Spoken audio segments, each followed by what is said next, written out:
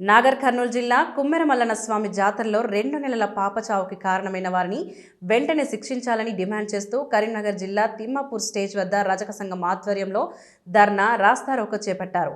ఈ కార్యక్రమానికి రాష్ట్ర రజక సంఘం అధ్యక్షులు పూసల సంపత్ హాజరై మాట్లాడారు.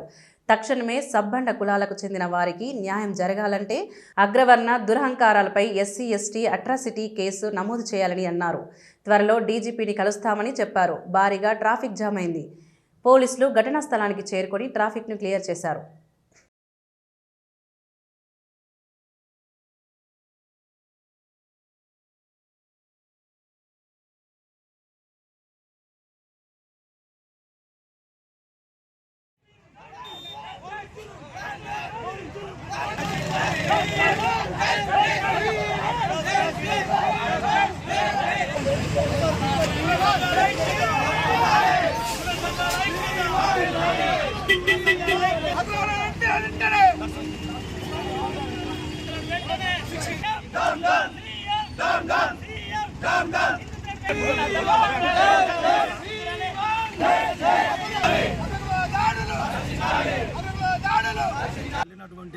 రజక బిడ్డపై దౌర్జన్యంగా ఆ పాపను శ్రీనివాస్ రెడ్డి, శ్రీకాంత్ రెడ్డి అనే వ్యక్తులు కాళ్ళతో తొక్కి మరీ దౌర్జన్యంగా సాగలు రజకులు అంటే ఇంత కూడా మర్యాద లేకుండా పోతుంది. రెడ్డిలకున్న మర్యాద కూడా మా రజకులకు ఇవ్వలేకపోతున్నారు.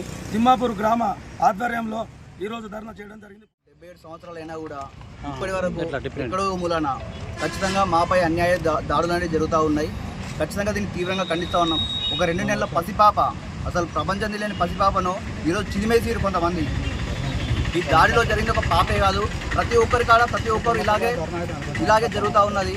ఖచ్చితంగా దాన్ని తీవ్రంగా వ్యతిరేకిస్తూ ఉన్నాం. మేము అందరం కలిసి తిమ్మాపూర్ మండల తరఫున ప్రస్తుతం ధర్నా చేయడం జరిగింది. ఈ ధర్నా ఇక్కడితో వాళ్ళని అరెస్ట్ చేయకపోతే రాష్ట్ర వ్యాప్తంగా మొత్తం కూడా ఈ వృత్తం చేసేసి వాళ్ళని ఖచ్చితంగా శిక్ష పడే విధంగా చేస్తామని చెప్పి తెలియజేస్తాం.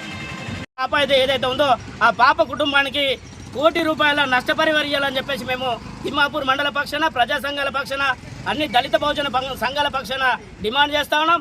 లేని పక్షంలో ఈ నెల 25వ తారీఖున డీజీపీని కలిసి రాష్ట్ర వ్యాప్తంగా ఇంకా ఉద్యమాన్ని ఉధృతం చేస్తామని చెప్పేసి ఈ సందర్భంగా హెచ్చరిస్తా ఉన్నాం.